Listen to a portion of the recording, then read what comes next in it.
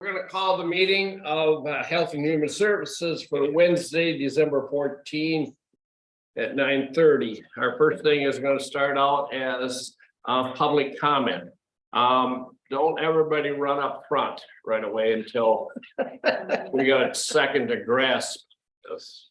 Is there anybody online that wants to speak? You normally don't. Okay. I'm just opening up. I feel so that we're not on it. That's his power. That is his power. Yeah, that's right. Okay.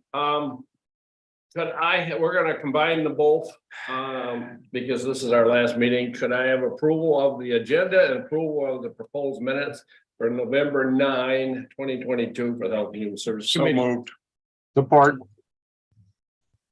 Oh, Randy. Oh, Randy. Good morning, Randy. Good morning. Morning, guys. Sorry, I was having a little trouble getting online. So. You're right. You sleep in this morning? Yeah. Oh, yeah. Absolutely.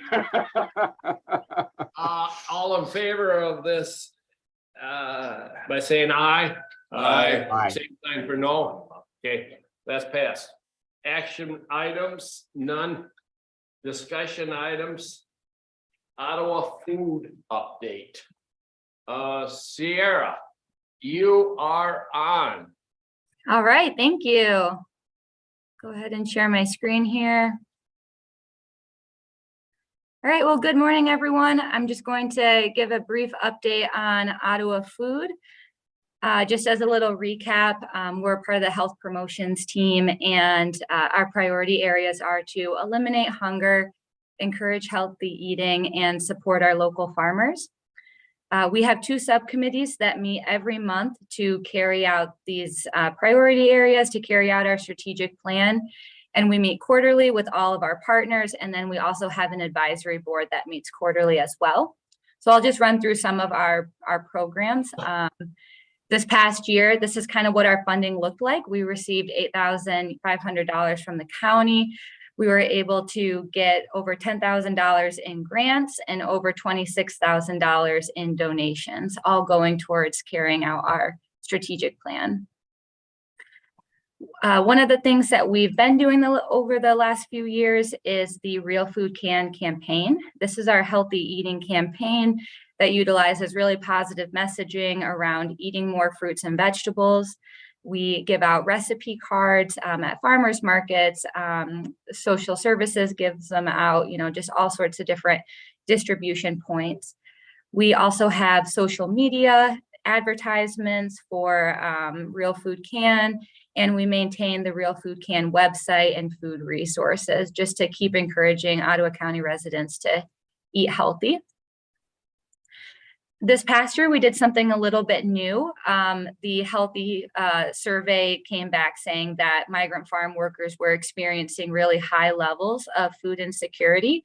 So Ottawa Food partnered with over 7 organizations to get migrant farm workers healthy fruits and vegetables, as long as dry food boxes. So this past year, we gave out more than 300 boxes of food. And then I contracted with a local farmer to grow produce specifically for migrant farm workers. And then we distributed that local produce throughout the different camps. This next year, our goal is to triple that impact. And so we're going to try to serve 900 migrant farm workers healthy food.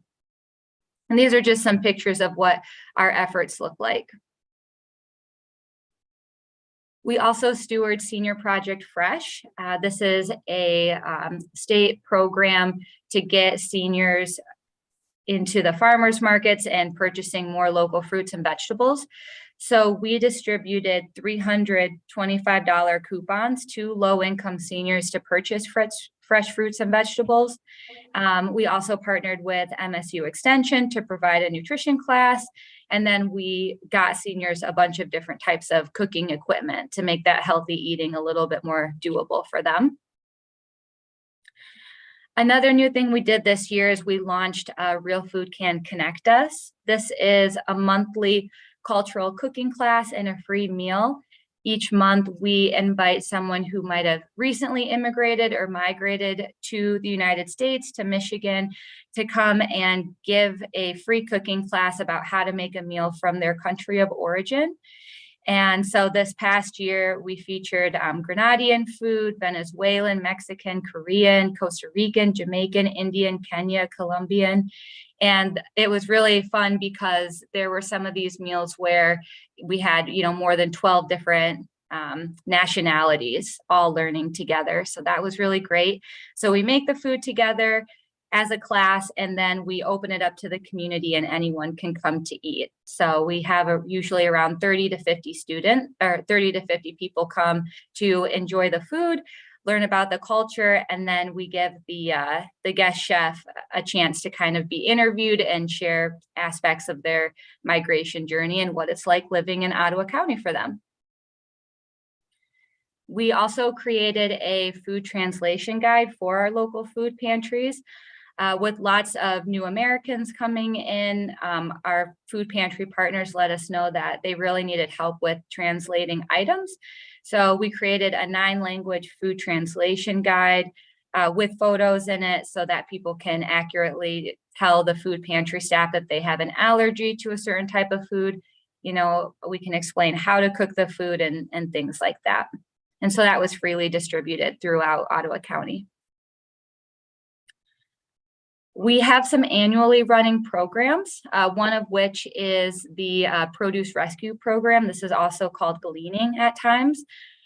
We steward going to the farmers markets, and then any produce that isn't purchased on that market day, we can take and distribute out to the different food pantries, and then each farmer gets a tax receipt, for their charitable donation.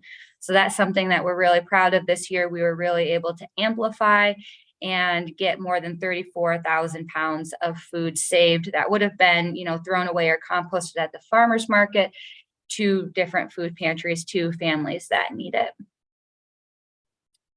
We also run Pick for Pantries, which is where we encourage the public to go to local farms to their U-Pick and pick a bunch of fruit, pay full price to the farmer, and then leave the fruit there, and then we'll get it to a food pantry.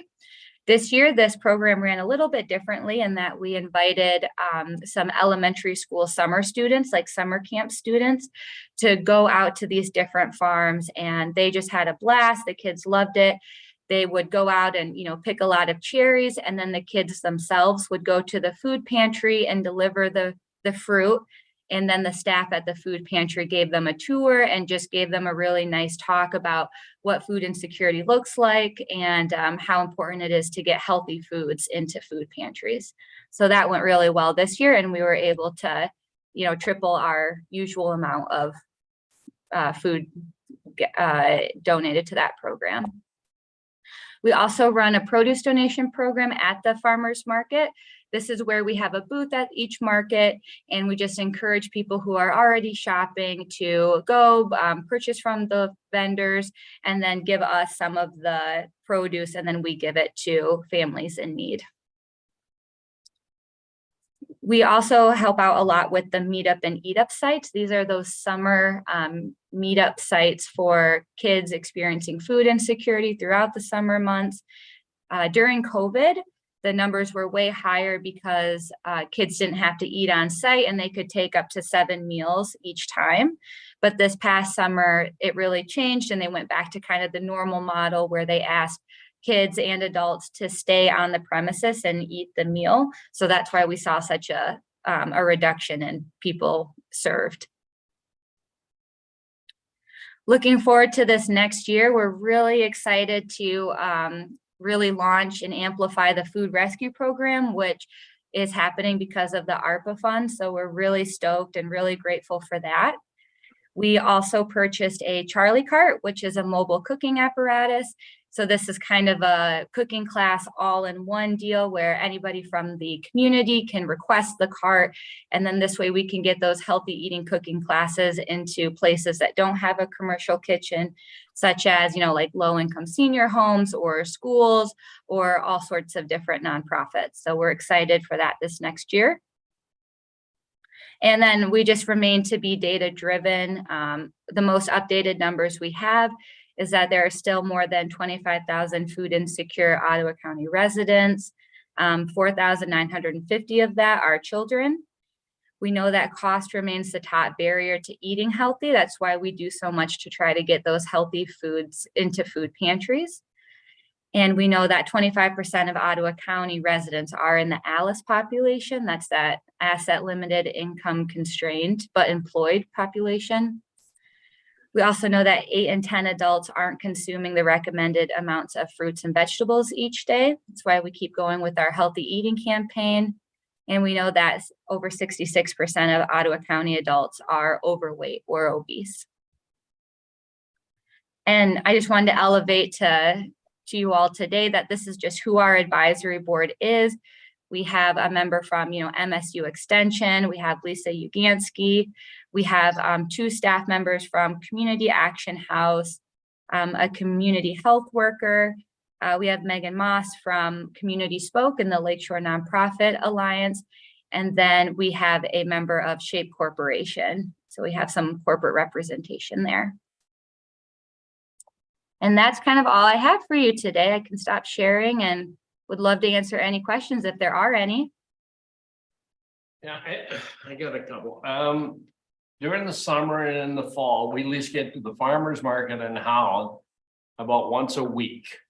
And you stated something, you could buy something there and then donate it the same day to the food pantries. I would imagine it was there.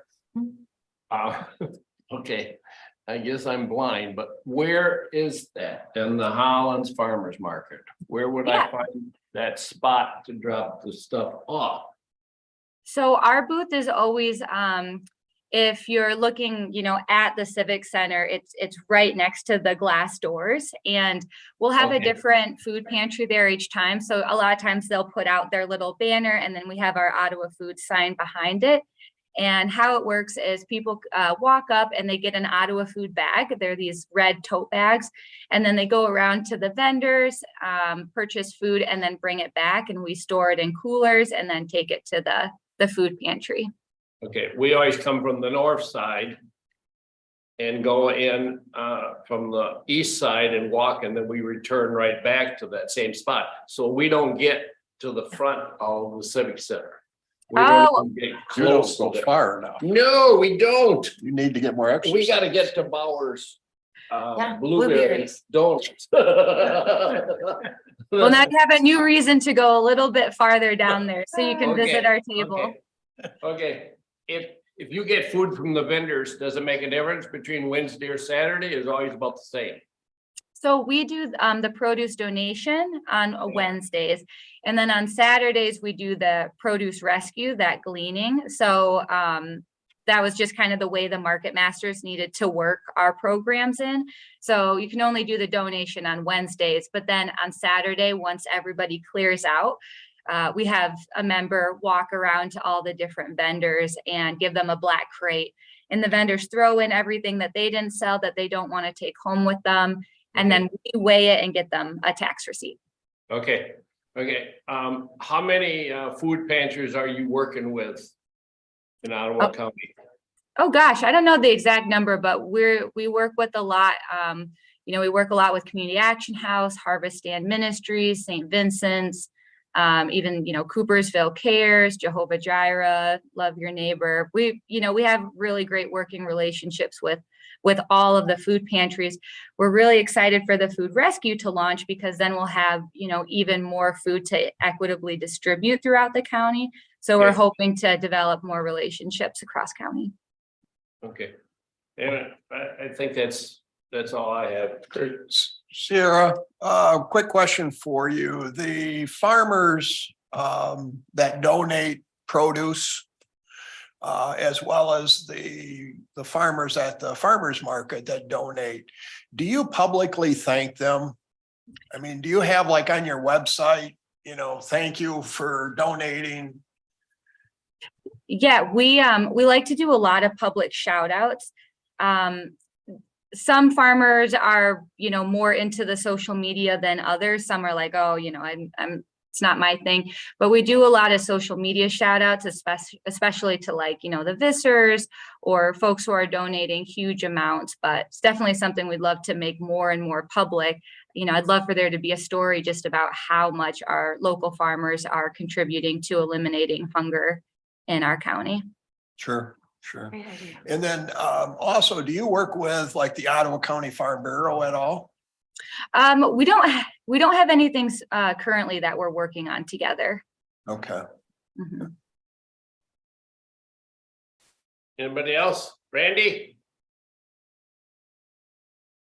Sorry, I was muted. None for me. Thank you. Okay. All right, thank you. Thank you, Sarah. Okay, we're gonna go to updates. We're gonna start with Patrick. Okay, I don't have a lot, but I know this was your last official committee meeting and I've been coming to these meetings for, I think, 9 years now. So I do not want to miss the last one to say thank you for all of your service. I've had a lot of good laughs at this committee over the years and miss the disease of the month and just a lot of the fun stories and updates that we had. But I just wanted to say thank you for everything you guys have done.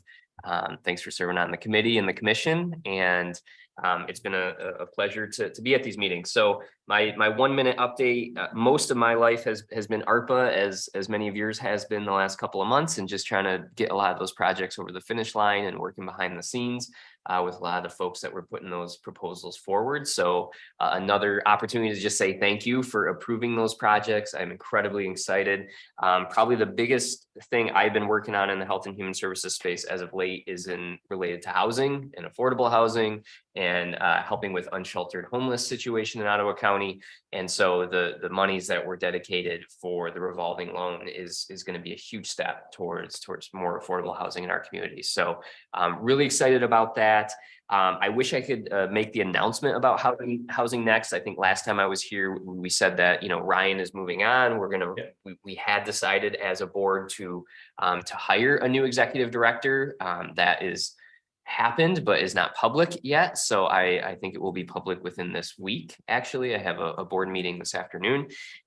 So that work will continue. We're really trying to negotiate and try to figure out what it looks like to focus here in Ottawa County, but also with some of the regional efforts that are going on with affordable housing. Patrick, will we know that person? I think you will. Okay. Yep.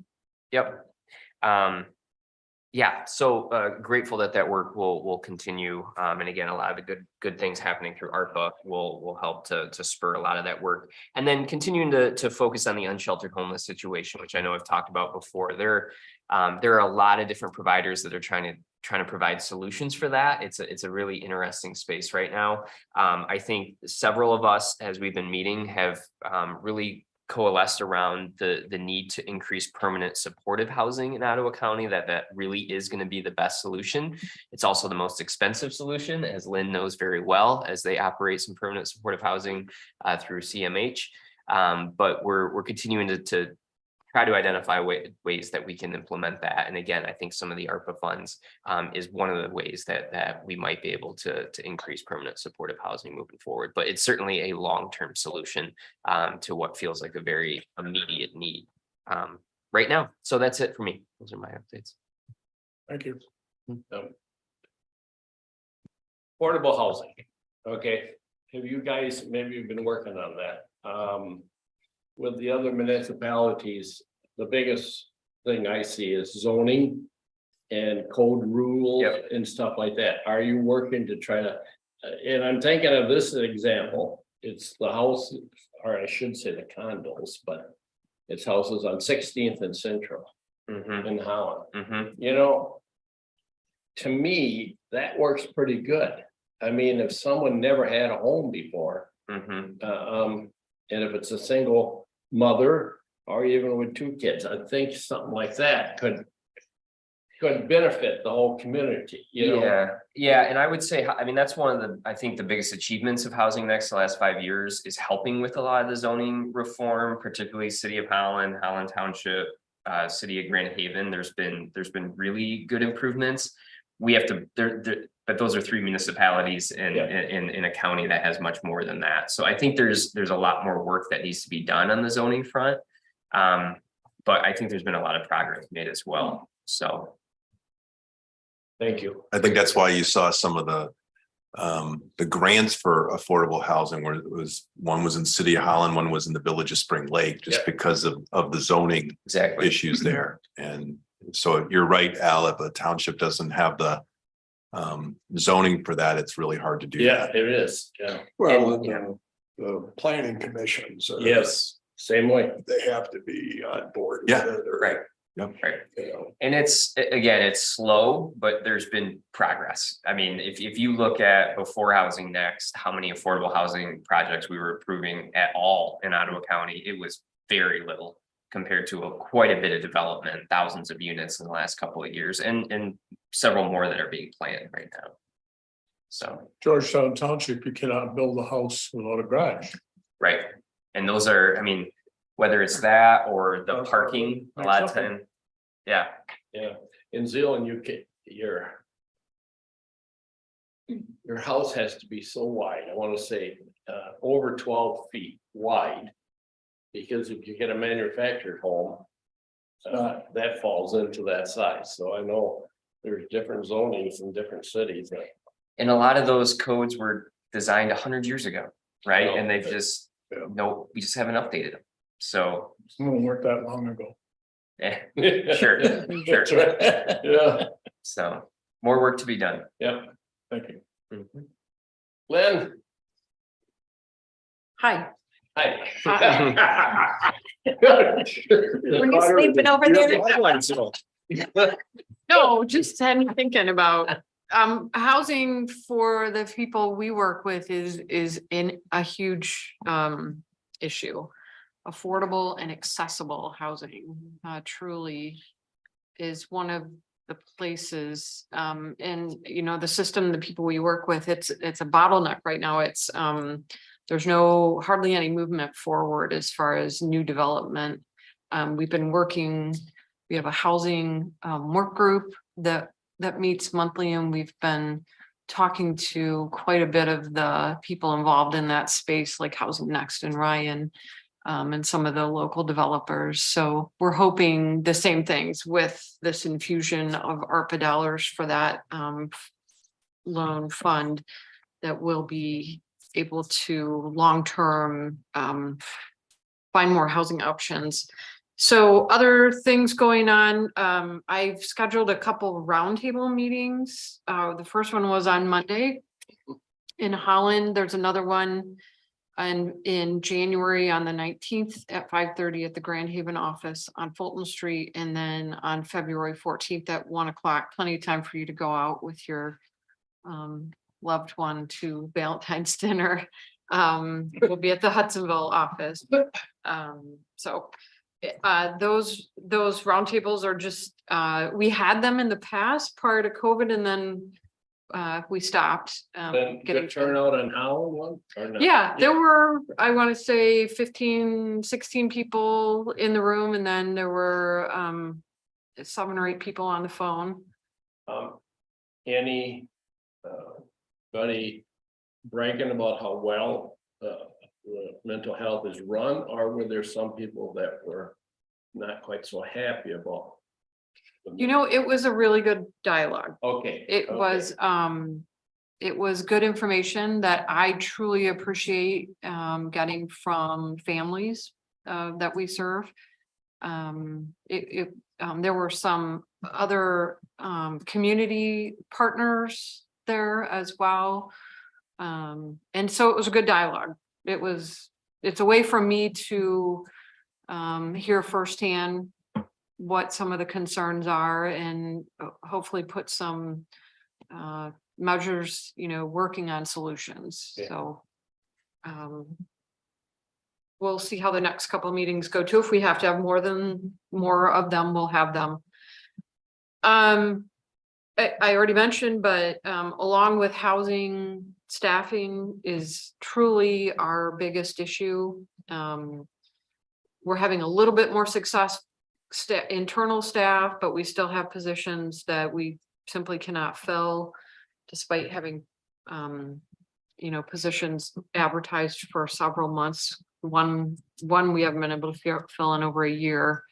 But really the staffing shortage on the provider level, those organizations we contract with to provide housing, residential housing and community living supports, they are just continuing with their struggles to attract staff, find staff. And I'm not exactly sure what the answer is to the staffing problem that all businesses are experiencing. One of the long-term solutions is that program we developed with GRCC, the Direct Support Professional Certificate Program. The pilot started on November 2nd. It's a 14-week course. So kind of working out the bugs of that certificate program. And then the hope is if there need to be some adjustments, we'll do that. But then that certificate program will be open up to any student who wants to participate in it. What we're trying to do is get more people to understand and learn about the profession, elevate it to a point where it's on par with, for instance, CNA at a nursing home, certified nursing assistant. Hopefully with that will come a wage differential, so a little bit more money if you have the certificate. And truly long-term is to have that status of that career be elevated, that people want to go into that profession and they stay in it and they can make a livable wage in that profession. How many people signed up for? The pilot, I believe, has 16 students in it right now. Okay, And so yeah, I'm just wondering how you would have positions for them. our provider network would definitely. Okay. So right now, the pilot, the students going through are people who are currently employed with some of our local residential programs. But when the pilot's finished, it will be open up to anyone. So we're truly hoping that GRCC can help recruit students out of high school that want to go into that, or non-traditional students, anybody really with that interest. And then those graduates with those certificates can work hopefully locally anywhere they want with that added training and education. Was that the program, like with Benjamin's Hope? Yeah. That The ARPA funding went to? money? Yep. Okay. So there were 4 organizations that worked with me and GRCC to stand up that certificate program. Benjamin's Hope, Harbor House, Heritage Homes, and MOCA. And those are our biggest local residential providers in Ottawa County.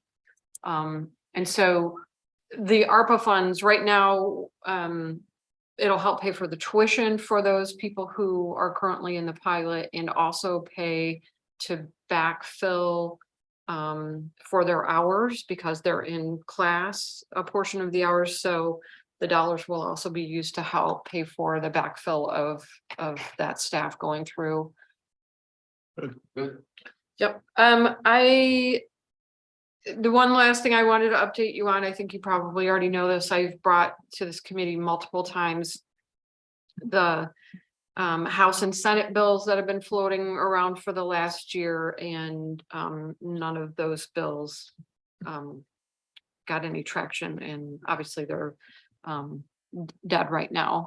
Who knows what's going to happen next year, but there was some last minute attempts with Senator Shirkey to try to push something through, which was a little bit nerve-wracking because I didn't even know what it was he was trying to do.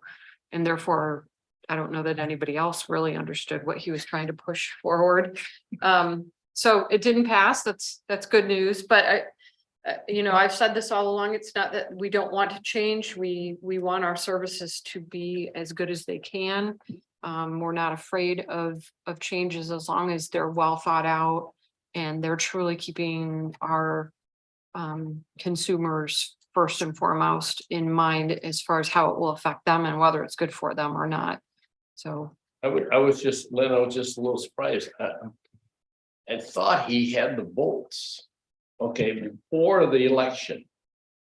And as soon as the election happened, all of a sudden, it's like they all just gave up and said, oh, we ain't gonna get another pass. We're all going home. You know, there was a lame duck that he could have got more done, but Yeah. We were hearing that actually didn't have the votes. That's why it oh, okay. couldn't get out of Senate. Did he have support of the governor? That was unknown. Yeah. The governor had been very quiet on that. Okay. So the concern on that was, would the governor support it in exchange for something else that the Okay, governor that's right. wanted? Yeah, So we were concerned about the horse trading aspect, but Lynn is correct that even within the Senate itself, which is currently controlled by the Republicans, there wasn't No. enough support. So this wasn't necessarily just a partisan issue.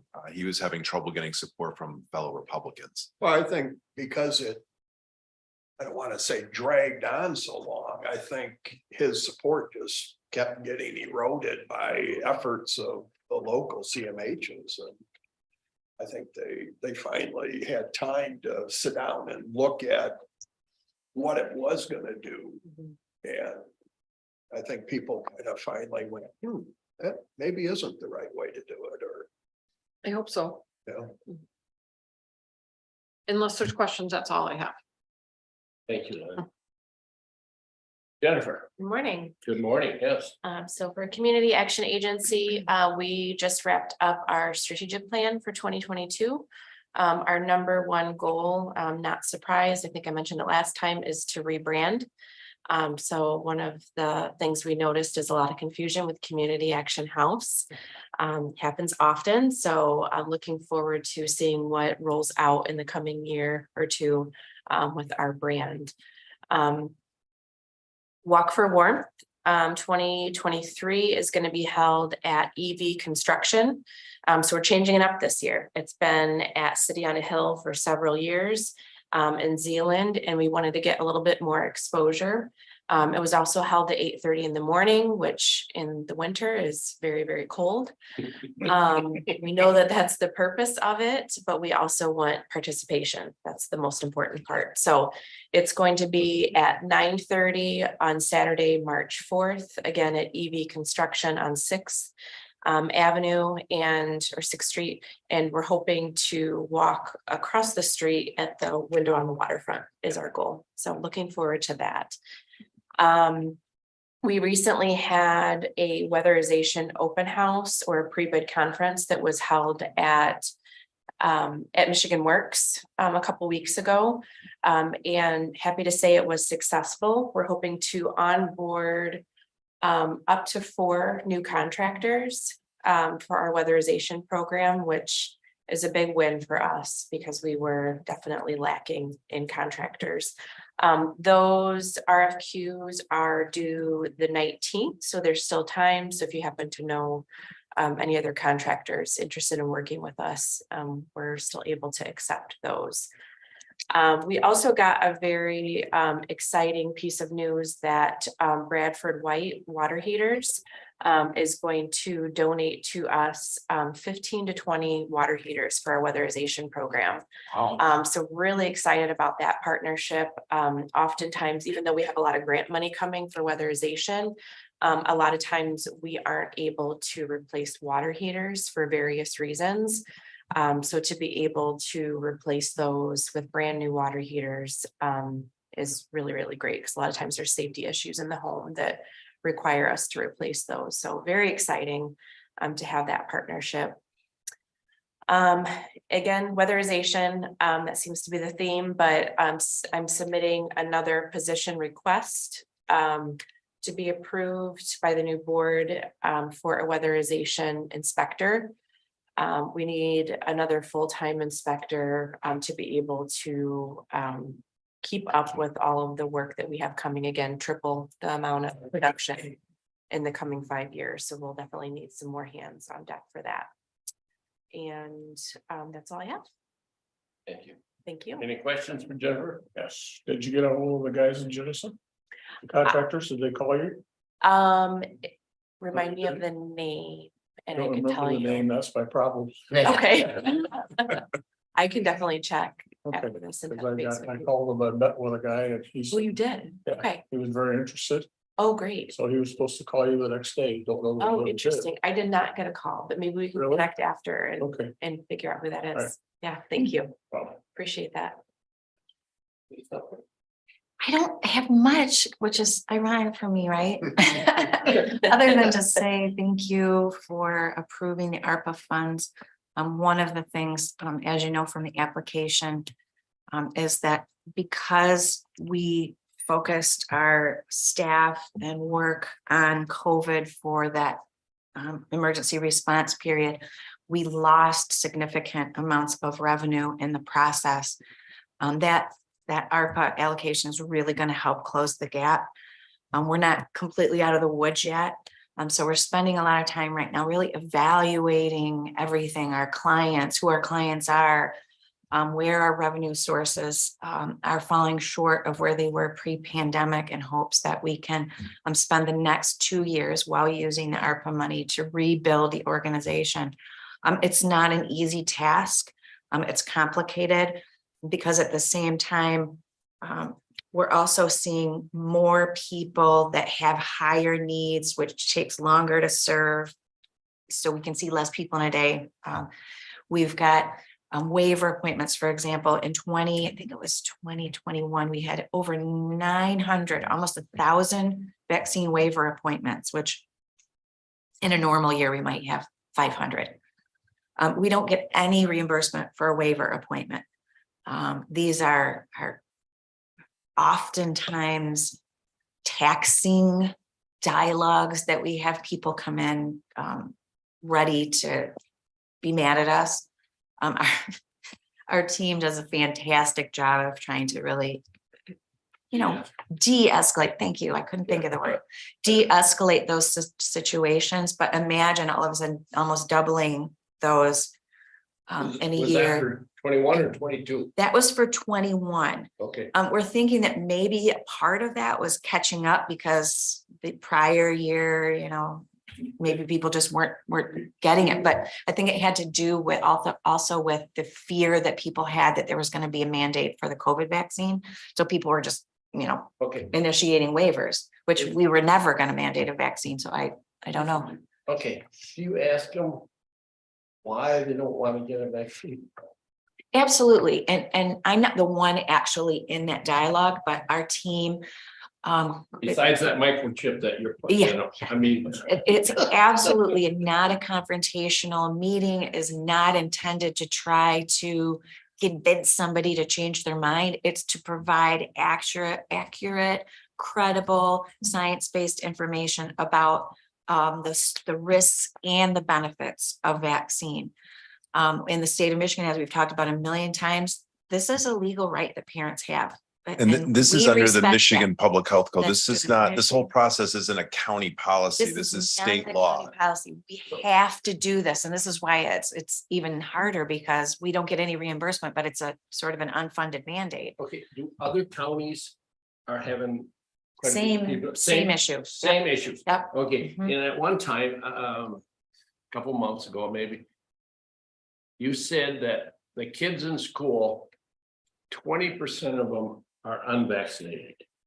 Is that right? Or you don't think it's quite that high? It depends on the school. And so you'll find certain areas of the county have higher vaccination rates Oh, than others. than others. Mhm. Okay. And I can get you all of that information, Al. I just don't want to Well, misspeak I at this just- moment. I just, But it is going up.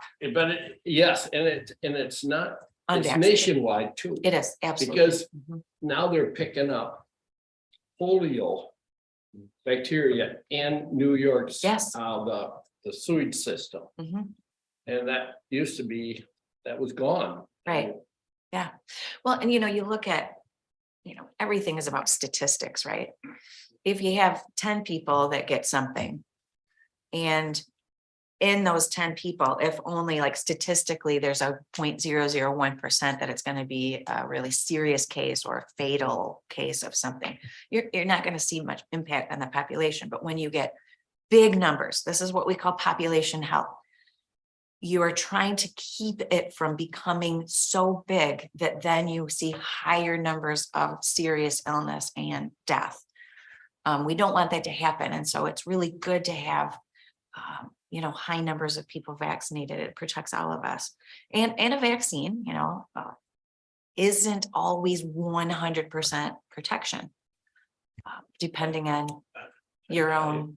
I know I'm being recorded here, but when I grew up, the health department was held in high esteem of that's where you go if there's a big problem. Yeah.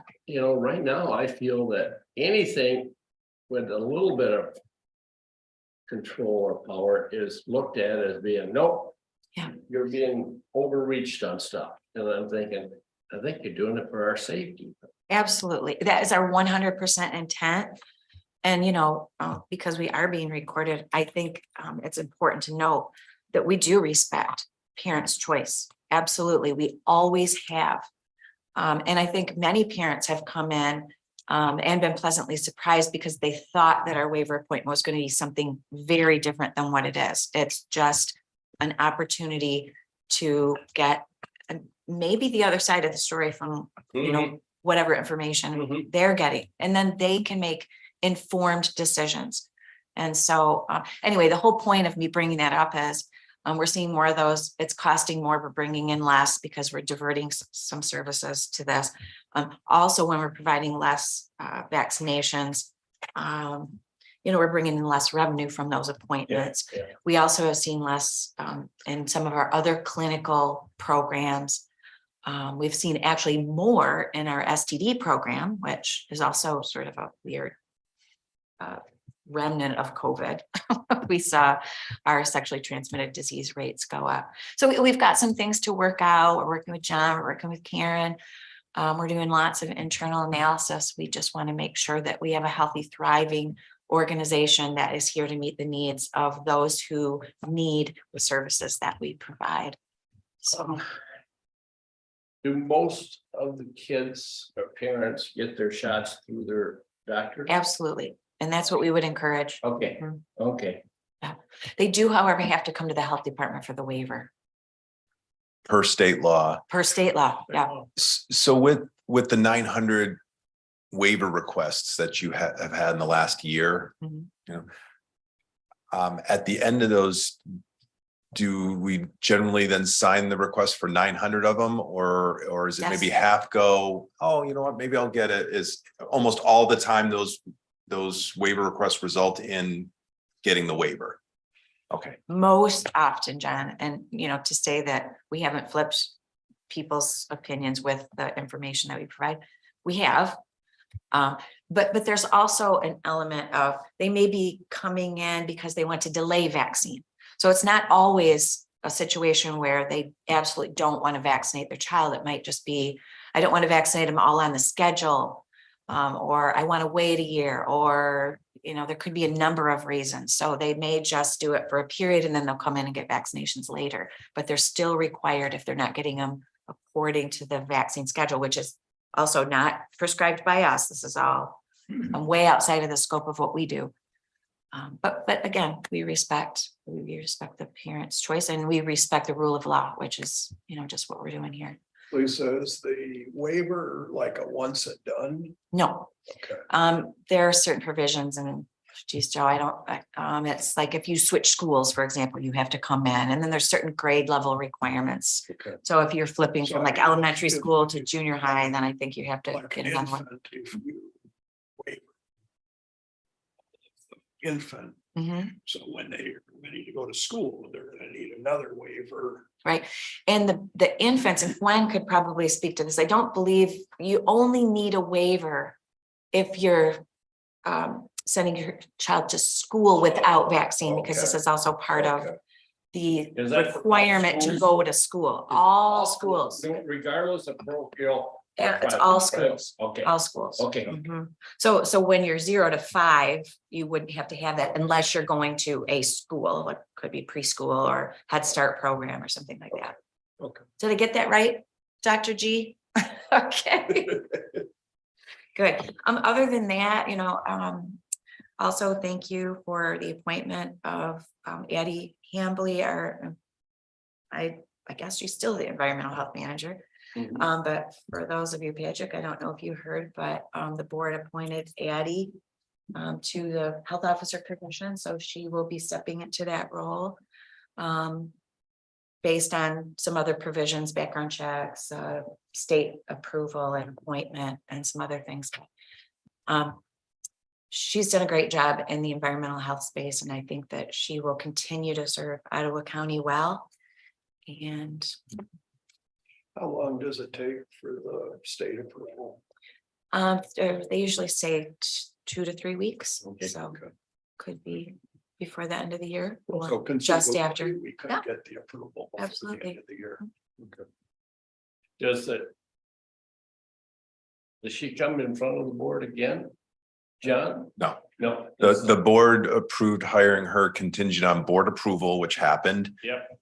The state of Michigan concluding that her educational credentials and work background meet state law. Okay. And then HR, does a standard background check. So no, it does not have to go back before the board. Thank you. That it? Okay, we're gonna have a drum roll.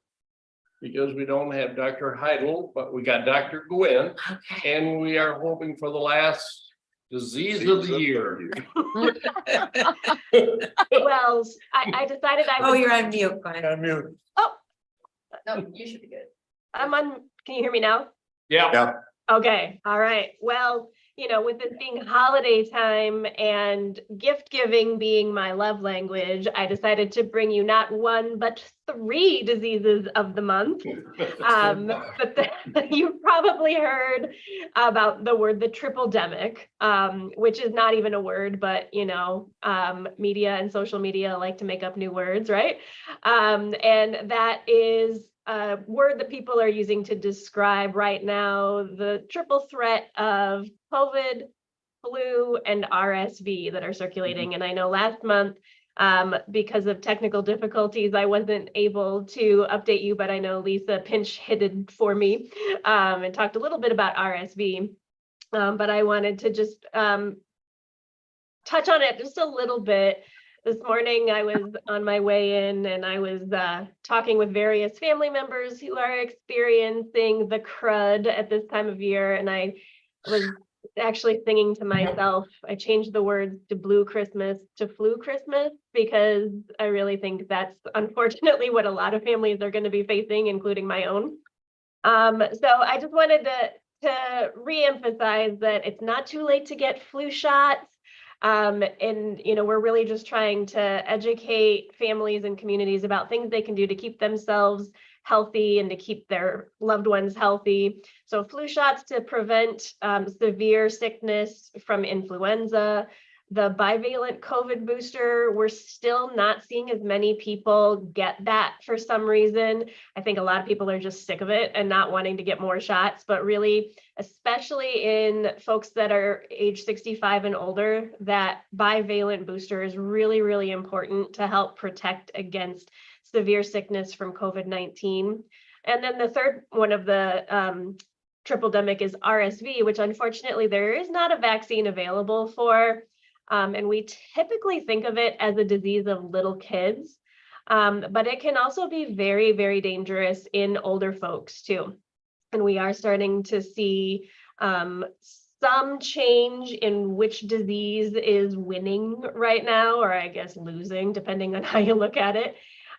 We had a ton of kids in the hospital at DeVos, not all Ottawa County kids, but just in general, DeVos was overrun with kids with RSV. And just as a little personal note, I actually, when I was doing my training, I did my pediatrics rotation at DeVos in December and February. So I got really, really good at treating kids with RSV, because those are usually the times we see the most RSV. I remember I was on call New Year's Day and we admitted 19 kids that day, just our team, and only one of them came in before 4 o'clock that day. So everybody slept in because it was New Year's Day. Everybody came in later, but it was RSV everywhere. So that experience for me was memorable, but I've been hearing very, very seasoned pediatricians say they have never seen it like it's been this year. So what do we do about it, right? If there's no vaccine for it, well, it goes back to a lot of the stuff that we've known before, but then got really reinforced during the pandemic. Staying home when we're sick, if at all possible. And then if it's not possible to stay home when we're sick, try not to share air with people around you. And the best way to do that is to wear a mask. We're not, requiring it, but it is definitely recommended. Plus, it helps keep your face warm this time of year. So there's that added bonus, right? And then again, just wash those hands, wash those hands, wash those hands. RSV is actually a little bit more likely to spread from droplets on your hands, and it can stay alive a little bit longer on surfaces than the other two. So just really make sure you're washing your hands, not touching your face, that sort of thing. And even though it is the holidays and a lot of families are getting together, it's always a good rule of thumb to not kiss a baby without their parents' permission, because that is how a lot of RSV and flu spreads to those really vulnerable little ones. So just really, I know you have to hold in all that love, but blowing a baby a kiss this time of year is probably your safer bet. So that's just my little public service announcement about the triple-demic, but we can all still try to have happy holidays, even if we're not, gathered closely together, sharing each other's air. That's about all I had for the diseases of the month. And I got a comment. My daughter's a nurse at Spectrum in the OB department, and my wife asked her yesterday, is Spectrum getting overloaded and like that? And she says, no, they're managing it okay, but she says now all of a sudden we're getting mothers coming in with delivery with the RSV. She says, so that's another whammy. She says they're carrying it and then they got their child. So she says, I don't know what's going to happen. So yeah. Anyway. Well, and one encouraging thing is that I know I said that we don't have an RSV vaccine available yet, but there is a very promising one that will be, if it gets the approval and it's, deemed to be worthwhile, they will actually give that to pregnant moms because then that will help give some immunity to the baby when they're born. So that, is kind of a promising development. Stay tuned on that. But, we're always looking for ways to help keep these babies healthy and safe. Thank you. Any other questions for I was just going to ask, so, we've been monitoring individuals that have traveled to Uganda because of the Ebola outbreak. And to my knowledge, when we haven't really had any new travelers, and gosh, I'm thinking 2 weeks, maybe. I think that sounds right. Yeah, it's been a couple so weeks. that's We were good up news. to, I think, 17 at one point. So there is some connection between Ottawa County and Uganda, but so far everybody's been safe and healthy and doing what they need to do to make sure that they stay that way. So that's great. Yeah. Well, it was interesting because at one point we were like, wow, this seems like a lot. It was just a thought, right? And we looked, and Ottawa County and Kent County were the two with the highest numbers of travelers in the whole state of Michigan. And when you think about the population in Oakland, Macomb, Wayne, Yeah. it just was really odd. And we just took a 50,000 foot view, and there weren't really any common denominators for that. We had people that were adopting people. We had people that were business travelers. We had people that were doing mission work. We had just across the spectrum of situations. So there wasn't any one reason for that, but it was just interesting. And I'm glad to see it's slowed down a little bit. So. Any other questions for Brent? Okay, Kendra, you're up. Good morning. I just wanted to first echo Patrick's sentiments. When I first came to Ottawa, this was one of my first meetings was with the county commissioners for the Health and Human Services Board. And that's been over 9 years. And I just want to thank you for your hospitality and willingness to hear updates and know what's going on, not just for county staff, but state information as well. So I just wanted to truly thank you for that and all the support that you have provided and good questions. So my update today is related to the public health emergency. Because by the time that we meet next month, we will probably hear what the plan is moving forward. As I believe January 11 or 12 is the date that we will again be waiting for to hear if the public health emergency will be expiring in April. We're doing a lot of prep work for that. Here in Ottawa County, we have 15,776 individuals on the Healthy Michigan Plan. Which if you recall pre-pandemic, we were at about half of that amount. So about 7,500 to 8,000 individuals potentially would be losing their Medicaid based on eligibility criteria, which will be changing from during the pandemic. So definitely getting a lot of word out there. There's been some radio ads and other things. The department is doing, I believe, a very good job of getting that communication out early to let individuals know, to make sure their information is up to date with the department. They've created a website, michigan.gov/end-PHE, which is being advertised everywhere, that has a lot of questions and answers. And with that, I am actually on the statewide committee to not just talk about Medicaid closing, but also food assistance extensions. So the exemptions and extensions for food assistance would also be ending around the same time. We're anticipating May or June. And for most people, they've been getting max benefits, which for a family of 4 is double what they would be receiving without the extension. So you're talking about individuals that may be used to getting about $900 a month for food, and it would go down to about $450.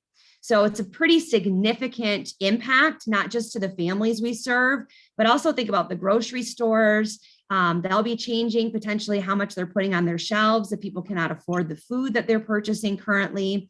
So lots of impacts that we could see tripling down. Here in Ottawa County, we have 16,981 recipients of food assistance.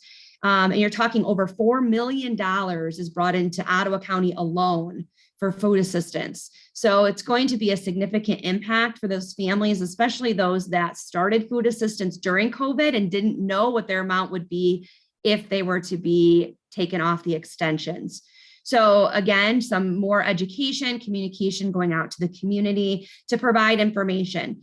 With that being said, my biggest thing that I've been going around and saying is that your food assistance isn't only good for the month you get it. It can stay on your card for up to 9 months. So kind of giving people the heads up now to start budgeting your money. If you know that you probably, or you know you will be losing it, it's not an eligibility issue, it's truly a cutoff issue. So just telling people, try and spread out that money as long as you can, because you have up to 9 months to use it. So those are kind of the education things.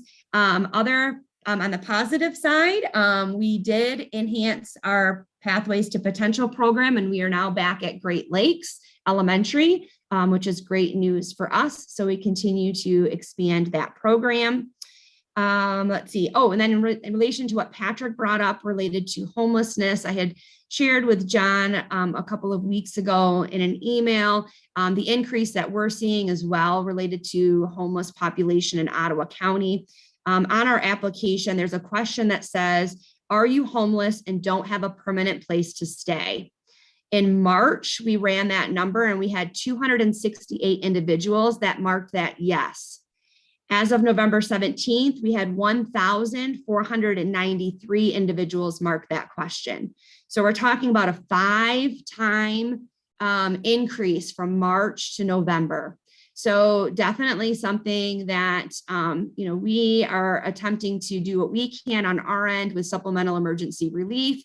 However, again, a systemic and community issue related to the lack of affordable housing and individuals becoming homeless. Lastly, for our office, we have now specialized a staff to work with our Cuban refugees due to the continued increase in the number that we're seeing coming to our office.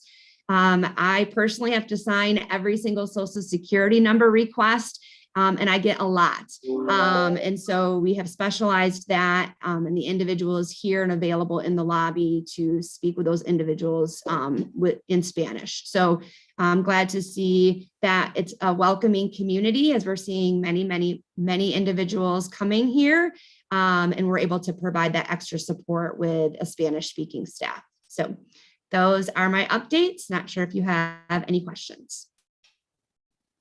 I don't. Joe, you guys, Randy, got any questions? I do. So, No, none for me. oh, sorry. With all the people that are really in need of food assistance, for example, do they go to you? Do they, I know people come to us if they're maternal child and need to get signed up on state services, but where does everybody else go? And I should know this. Good question. I don't know answer though. If I So even.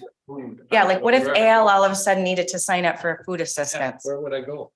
He can go online to My Bridges. That's where the majority of our individuals, they don't necessarily come into the office to apply. Okay. The majority of our applications are all online. And here in Ottawa, we actually have one of the largest percentages of intakes, but small percentage of caseloads. So we have a lot of people that know how to apply and they apply often, even if they're not eligible. So we actually, I think there was a notice that went out, I'm not sure how, but saying basically everyone is eligible for food. So we were getting people like that were making 6 digits applying for food assistance. And we're like, no, you're not eligible. But thank you for applying, I guess. But yes, no, people find us. But yes, My Bridges is our #1 way of individuals applying. We actually today, I think we're receiving our rollout of even some more enhanced applications for things like Braille, and also a read application, something that can be read to people. So if they can't apply online virtually, or they can't come into the office, they can do it audibly as well. So yeah, so definitely a lot of ways to apply for all of our programs. I was thinking about older adults. Yeah, how about if they call on fixed 211? income. If they call 211, they would receive the information about My Bridges and or the ability to come into the office or get an application sent to them in the mail. Okay, thank you. Mhm. Any other questions? Kendra, I have a question. You mentioned that you're getting a lot of folks, Cuban refugees that are coming to you. We have actually had some input from local doctors' offices as well as our immunization clinic that we are also seeing an increase in folks from Cuba, especially needing immunization. And there are some concerns about their Medicaid primary care doc assignments and stuff. Is that something that I could talk to you about, or that you could point me in the right direction of who to talk to about that, to see how we can get these folks squared away a little bit more easily? Sure. Yeah, most of them are only eligible for emergency relief for Medicaid, especially if they don't have a Social Security number. So we do have some of those snags that does become an issue if they're attempting to get a primary care physician. We actually just dealt with a case the other day because on the back of their card, they weren't able to understand what they needed to do to change their primary care physician. So I actually had to call the physician's office directly because they needed to do it. So yes, you can definitely reach out to me and we can work that out. Awesome. Thank you. I guess I got a question. Cuban people coming over. Where are they coming from? Are they? No kidding. Okay, that answers my question. Now I know. Okay. I don't know why. That's cute. I had to unmute just for that one to laugh, so it. Know where they're coming, but I haven't seen any of them coming in. I hear more in the news about coming through Texas, and through Central America. That way are coming. Are the Cubans coming the same way, or are they coming illegally? Okay, So the majority that we're seeing, if you ever want some good stories, or, I mean, my lobby worker is phenomenal. She's amazing. And actually some of the families will come specifically looking for her. So her name is out there. There's people in Cuba that know who she is, what she looks like. I mean, they'll come in the lobby and they'll say, I'm looking for Michelle. And we're like, what? Why do you need, do you even know who Michelle is? Oh, yes. You know, so they know. She says the majority of them are coming up through the East Coast. So they're coming up through the Carolinas, up through Virginia, and then making their way that direction is how she's hearing of the majority of them. Many through boats and other things. She's got lots and lots of stories to share about how people are fleeing. So so are they in some ways here illegally? While they're fleeing, a lot of different things. The last one she just shared was about an anesthesiologist in Cuba, has his doctorate and everything. And due to just some ways that they were treated, he was able to flee and is working through some refugee status in order to, he won't be able to practice as an anesthesiologist here, unfortunately, but yeah, it's a wide range. So we're not just seeing people that have, you know, no money or income. It's truly people that have doctorate degrees, big educations, fleeing oppression from Cuba. Oh, okay. Yeah. And we're seeing, it's not just Cuba. I'm sure Kendra can speak to. We're seeing Afghan refugees and people coming from several different countries. Dr. Gwen mentioned about immunizations. We provided the same, and we project immunizations, right? So we have to purchase the vaccine. So we've already expended the amount that we projected for the whole year. So, and it's been all pretty much on refugee folks coming in that need vaccine. And, you know, that's a big priority. We want them to be protected and we want them to protect the rest of the community. So we have to do that. But again, kind of, you know, puts a hole in our budget. We have to figure out. Kendra, like the Cuban refugees, are they coming to Ottawa County because they have relatives here, or they just hear how good we treat them? Or, I mean, we're a long ways away from Virginia or the Carolinas or Florida. How do they end up in Ottawa County? Yeah, I don't know. Yeah, in the winter. It is all of the above. We've heard stories of all of that. So it may be a relative, it may be a friend. Oh, I heard in exactly the treat part. We have 3 in the last month that actually reside in a couple other counties, but they came here for exactly what you said. They said we're treated with dignity, we're treated with respect. When we came in here, we got to speak to someone that speaks Spanish. We didn't have to wait or talk through a virtual telecom phone.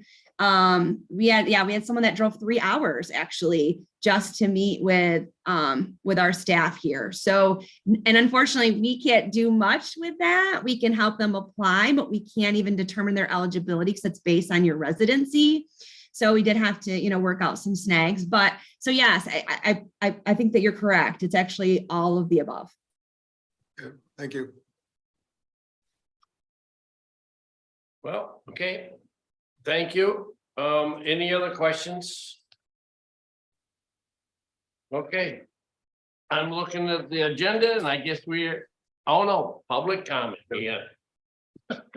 There are some of you that have not talked in the first public comment, you can come up now. Let's see, there's none.